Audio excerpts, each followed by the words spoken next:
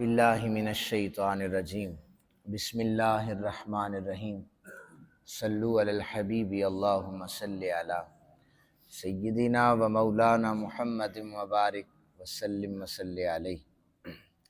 ہماری آج کی گفتگو کا عنوان قضائے حاجت کے آداب کے حوالے سے ہے۔ اسلام کا حسن یہ ہے کہ وہ ہر چھوٹے بڑے مسئلے میں ہماری رہنمائی کرتا ہے، اور بعض معاملات جن کا تعلق مذہب سے نہیں ہے بلکہ فطرت سے ہے، اسلام ان میں بھی ہماری رہنمائی کرتا ہے۔ اور مسلمانوں کو نبی رحمت صلی اللہ علیہ وآلہ وسلم نے قضائے حاجت جو ہے ایک فطری مسئلہ ہے، اس حوالے سے بھی آقا کریم صلی اللہ علیہ وآلہ وسلم نے تمام طور طریقے بتائیں۔ جو کافر ہیں وہ یہ جو پیشاب وغیرہ کرنا ہے یہ ایک فطری عمل ہے، اور یہ کافر جو ہیں ان کے آداب کا خیال، اس کے پیشاب کے آداب کا خیال نہیں رکھتے، لیکن مسلمان جو ہیں وہ نبی رحمت صلی اللہ علیہ وآلہ وسلم کے دین کو جنہوں نے پڑھا سمجھا ہے وہ ان کا بہت زیادہ خیال رکھتے ہیں۔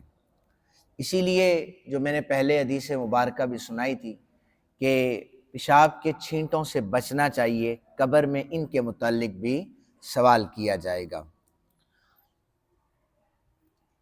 اب جو سب سے پہلی بات یہ ہے وہ کہ قضائے حاجت، جب کسی کو پیشاب آ رہا ہو اور وہ ضرورت محسوس کرے تو سب سے پہلے وہ یہ نہ کرے کہ میرا وضو ہے اور میں جلدی جلدی نماز پڑھ لوں گا، ایسی صورت میں نماز مکروہ ہو جائے گی۔ وہ اسے چاہیے کہ پہلے جا کر وہ قضائے حاجت کرے، اچھے طریقے سے وضو کرے، پھر نماز پڑھے۔ سیدہ عائشہ صدیقہ رضی اللہ تعالی عنہا آپ روایت فرماتی ہیں، نبی اکرم صلی اللہ علیہ وآلہ وسلم نے فرمایا لا صلاۃ بحضرۃ الطعام، کھانا حاضر ہو تو نماز نہیں پڑھی جائے گی، کھانا حاضر ہو تو نماز نہ پڑھیں۔ ولا ہوا یدافع الاخبثان، اور نہ ہی پیشاب اور پاخانے کو روک کر نماز پڑھیں، اس سے بھی منع کیا ہے۔ لوگ یہ چیزیں کرتے ہیں کہ یار چلو وضو ہے تو بس جلدی جلدی سجدے دے لو، یہ ٹوٹل پورا کرنا نہیں ہوتا، اللہ کی عبادت کرنی ہوتی ہے، اس لیے پاخانہ روک کر آپ نماز نہیں پڑھیں گے، اور کھانا حاضر ہو جائے تو نماز، اگر کوئی نماز پڑھتا ہے واجب الاعادہ ہے، اسے لوٹانی پڑے گی، یہ مکروہ ہو جائے گی۔ سید عالم صلی اللہ علیہ وآلہ وسلم دوسری حدیث مبارکہ، اگر کسی نے انگوٹھی پہنی ہے یا کوئی ایسی چیز پہنی ہے جس پر اللہ رب ذوالجلال کا نام لکھا ہوا ہے یا کوئی مقدس کلمات لکھے ہوئے ہیں، تو واش روم میں داخل ہوتے اس کو اتار دیا جائے گا، اس کو اتار دیا جائے گا۔ اب سید عالم صلی اللہ علیہ وآلہ وسلم جب بیت الخلاء میں آپ جاتے اپنی انگوٹھی اتار دیا کرتے، اس لیے کہ اس پر اللہ محمد رسول اللہ یہ لکھا ہوا تھا۔ حضرت انس رضی اللہ تعالی عنہ آپ فرماتے ہیں کہ بے شک رسول پاک صلی اللہ علیہ وآلہ وسلم جب بیت الخلاء میں تشریف لے جاتے تو اپنی انگوٹھی جو ہے وہ اتار دیا کرتے تھے۔ دعا کا اکثر لوگ پوچھتے ہیں کہ دعا کب پڑھی جائے، تو یاد رکھیں کہ حضرت انس بن مالک رضی اللہ تعالیٰ عنہ آپ کہتے ہیں کہ نبی رحمت صلی اللہ علیہ وآلہ وسلم جب بھی لیٹرین میں داخل ہونے سے پہلے دعا پڑھا کرتے تھے۔ اور پھر یہ اسلام کا ایک عام اصول ہے کہ جب کسی ناپسندیدہ جگہ پر جائیں تو وہاں پر بایاں قدم پہلے رکھے، اور کسی اچھی جگہ پر جائیں تو دایاں قدم رکھے۔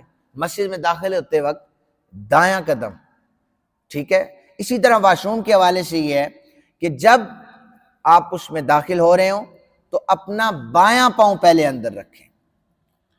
اس کے بعد پھر قضائے حاجت کے حوالے سے یہ بھی یاد رکھیں کہ قبلہ رخ ہو کر پیشاب نہ کیا جائے، قبلہ رخ ہو کر پیشاب نہ کیا جائے۔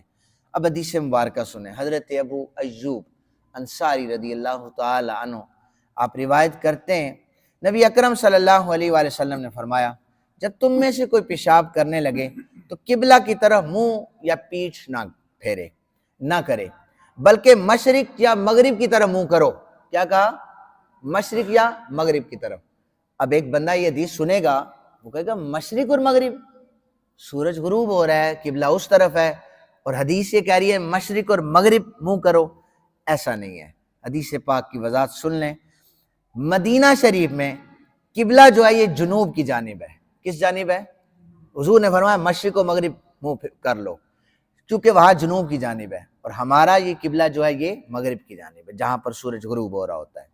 اس لیے یہ حدیث پاک کی وضاحت بھی میں نے کر دی ہے. مت کوئی بعد میں کہے کہ تساں تو آخیا سا کہ مشرق مغرب مڑی گچھو، تو حضور نے حدیث بھی تھی دیکھو نا، غلط مسئلہ آئے گا. مسئلہ سمجھ نہ آئے تو کم از کم اتنا ضرور رکھیں، ہمیں سمجھ نہیں آیا ہوگا، مصلی پہ کھڑے ہونے والا امام جو ہے وہ کچھ جو ہے وہ شیخ الحدیث اور مفتیان اور اساتذہ کرام کے سامنے زانو تلمس طے کر کے آیا ہے، تو آپ یہ کہا کریں کہ ہمیں سمجھ نہیں آیا ہوگا، ڈائریکٹ اس کو آ کر یہ نہ کہیں.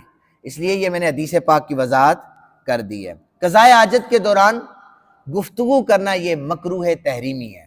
نبی اکرم صلی اللہ علیہ وآلہ وسلم نے فرمایا جو لوگ قضائے حاجت کے دوران باتیں کرتے ہیں اللہ ان سے ناراض ہو جاتا ہے، اور اس بارے میں بھی حدیث مبارکہ موجود ہے.